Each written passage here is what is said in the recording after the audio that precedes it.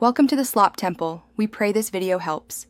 You start by powering off the iPad Pro and removing accessories. This prevents shorts. Next, heat the bezel evenly to 80-90 degrees C to soften adhesive.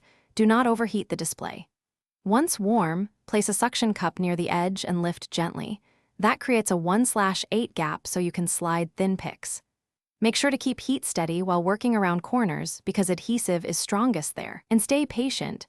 Rushing risks cracking the glass or snapping fragile clips. Once the screen is open like a book, hinge it at about 90 degrees so you can access the logic board. This minimizes stress on cables.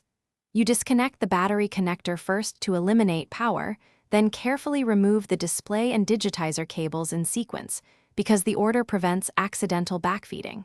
Use a plastic spudger at low force and an ESD strap to protect components. Also, keep screws organized by size. Many are similar but different, so reassembly will be straightforward.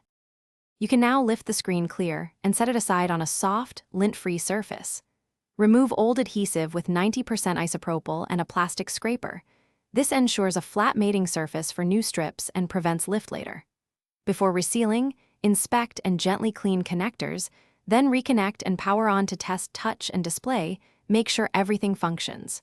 If all is good, apply new adhesive strips and close the panel, torquing screws to the original feel so the frame is snug but not stressed.